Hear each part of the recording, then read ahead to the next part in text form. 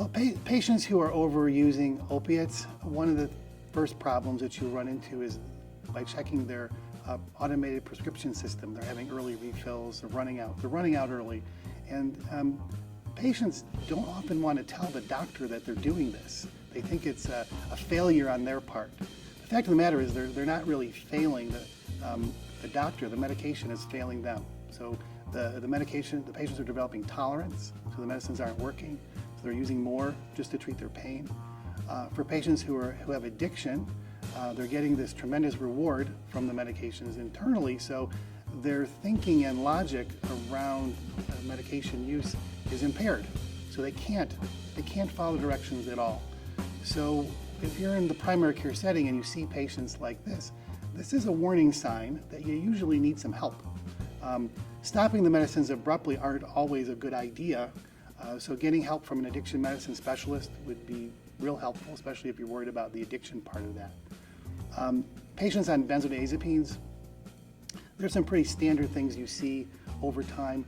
One of the most common is that the symptom for which they're being treated with the benzodiazepine, usually it's anxiety or sleep, is getting worse over time. And they're needing more and more of the medication, yet their sleep is horrible, their memory becomes horrible, their anxiety is uncontrollable, and they're usually doing really poorly. Additionally, they develop this sort of their stone face kind of impression when you bring them into the office. They have a very constricted affect, so they're very deadpan when they're on a lot of their sedatives. So when you see these things, you get worried. If your primary care and your patient keeps ending up in the emergency room with altered mental status and face down in the mashed potatoes, that's a bad sign. That's a reason you want to do something about that. So those are some things that you'd look for.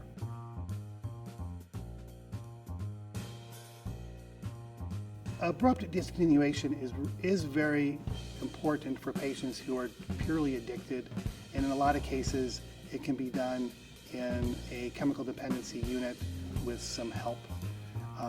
In the outpatient setting, especially patients who don't have addiction or just heavily dependent, if you abruptly discontinue their medications, you unmask all kinds of psychological problems and patients fail to taper, basically.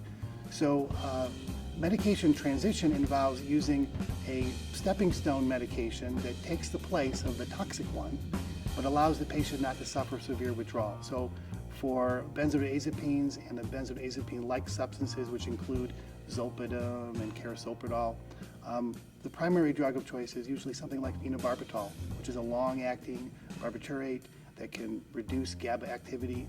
Most patients do really well on that. For specific other symptoms, you can use oxcarbazepine, which works really well for the benzodiazepine-dependent patient. For the opiate-dependent patient, the primary drug is a form of buprenorphine, usually sublingual or transdermal buprenorphine, which when used appropriately, which is the important piece here, how do you time it so that you don't precipitate withdrawal, is important. And that's mostly what my work is, are taking patients and finding the appropriate way to transition them. In some cases, there's such a level of medical comorbidity that if you did this as an outpatient or did it abruptly, you would cause the patient to have a heart attack or you exacerbate their oxygen-dependent COPD. I had a patient recently who abruptly discontinued her benzodiazepines and opiates and had multi-organ failure, ended up in a coma for 3 weeks in a hospital. Do not try this at home would be a correct phrase sometimes for these patients who are on very high dose opiates and sedatives.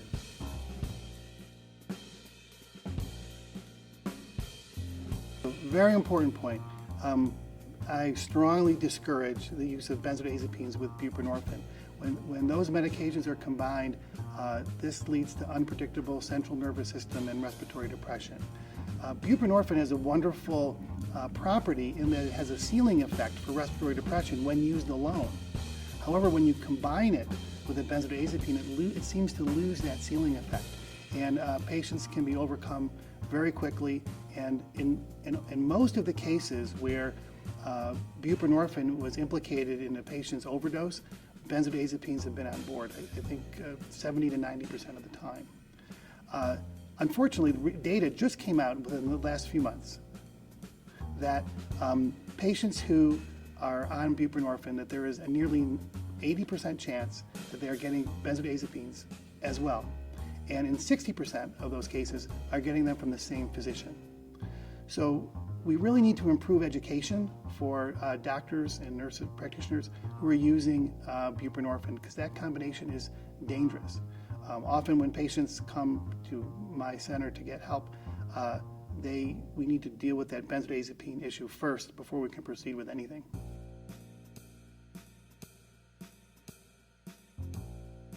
What would come next after opioid withdrawal depends on who the patient is.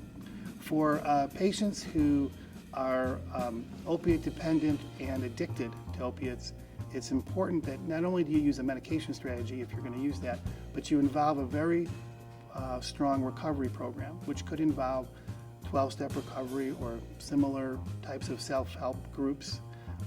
It may involve counseling, intensive counseling with substance abuse counselors. It may involve frequent visits with addiction medicine specialists. All these need to be part of that program. Just writing a prescription for buprenorphine for the addicted patient will end in failure frequently.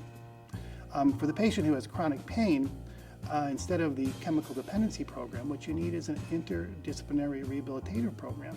So again, writing the prescription for the chronic pain patient and expecting it all to be better doesn't always work. You need pain psychologists very frequently to handle some of the psychological issues. You need physical therapy, would be very helpful. Mindfulness and meditation are very important aspects of the rehabilitative care for the patient with chronic pain. And if they have both, they have chronic pain and addiction, you need both types of programs. You need to engage them in a recovery program and an interdisciplinary rehabilitative program.